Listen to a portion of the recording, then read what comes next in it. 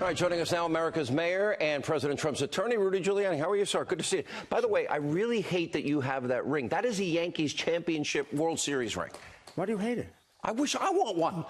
Well, you weren't the mayor of New York City when they won. I won 4 of them. I was there for the last one when Mariano Rivera... I should emphasize, I paid for it. Oh, okay. You probably, yeah. You know, it's funny because remember David Dinkins got in trouble for being at that particular game, the last game when the Yankees won the World Series. All right, I was at that game. I bought my tickets on StubHub. Yeah, and he got them for free. You always did. You always paid for I have a letter from George Steinbrenner that I treasure. He said the only politician who paid for his tickets. Yeah, you have to. Right? Why? I don't. Long story. All right, let's stay on business. There's no second meeting here. It's highly unlikely. I always have to leave the option open as a lawyer in case they come across with something that really startles us or fills some of the things that we feel are important. Had a long talk with John Dowd today. I believe we're coming toward the end, so I'm talking to some of the people that were involved in the original part of the investigation. I thank John for all of the cooperation he gave them because he puts us in a position where we don't have to cooperate. We gave them 1.4 million documents, 32 witnesses. President Trump has answered every question. And now they're looking at his tweets to investigate him for trying to influence obstruction of justice by tweet. Yeah. I prosecuted obstruction of justice. If they're going to do obstruction of justice by tweet to impeach a president, God bless us. You said maybe you would let him answer a few limited questions on collusion, but not. I don't want to give them the false impression that, given some of the revelations of the last 3 or 4 weeks, we've been driven further away from the idea of answering any questions from them. We don't think they have a legitimate investigation. Do you think they will subpoena you? Is there going to be a constitutional fight? Well, then there'll be a constitutional fight. I mean, I think we win it. One of the main ingredients of a constitutional fight... Rudy Giuliani's never... I was here when you were mayor. You're not exactly shy when it comes to fighting. No, and we beat Clinton in the Supreme Court when I was mayor, and I won my own case in the Supreme Court when I argued it. And I have one of the best Supreme Court lawyers in the United States with me. You know him, Jay Sekulow. Yeah. 39 cases in the Supreme Court. He's won like 90% of his cases. You got it. How about unanimously? A lot of them. I know. But in any event, that's not to boast. It's to say we got the better part of the argument. You have presidential privilege. That he can't be subpoenaed. You have the fact that even if he can be subpoenaed, that if he can come with some narrow, you have to show particularized need. And as John Dowd's memo of 4 months ago shows, they have no particularized need. They have everything. Let's take an example. Mr. President, why'd you fire Comey? He's already explained it over and over and over again. Hey guys, you either believe it or you don't believe it, but don't think we're suckers and we're going to put that under oath and you're going to jam him with perjury trap because you believe a liar like Comey or one of the other liars. They're best buddies. Oh, they are very good friends. And Robert Mueller was denied the day before he got the special counsel job. Comey is more discredited than anyone in this investigation. Let me ask you. He cannot be believed. So if you're telling me you're going to believe Comey's word against the president, then I know you're trying to trap him into perjury. Do you think what happens if, like, for example, what happens if Mueller decides he wants to take this all the way and subpoena the president of the United States? Well, we go to the Supreme Court and we find out if he can. Never been decided. The only subpoena to a president that ever happened in the many years of our republic is to Bill Clinton. It was withdrawn. It's never been decided. So we will have a case of what they call first impression, and we will find out.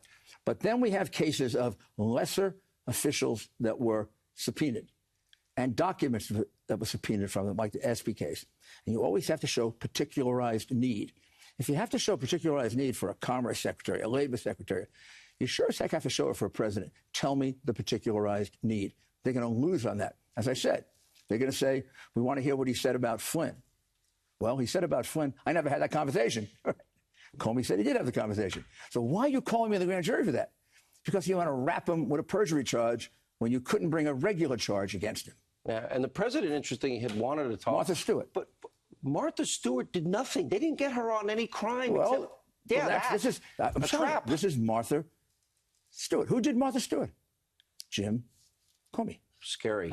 It's scary. If you can't get him on the crime, you got to get him on. Yeah, let's get him. Doesn't matter how serious the crime is. Let's go to Mueller's team. Let's get a celebrity wig to the wall. What about the SDNY? This is one you worked there. I love the SDNY. They're good. They're really good at what they do. Yeah, I have no objections to them. Why are they bringing in the CFO of the Trump organization? 1,000 reasons.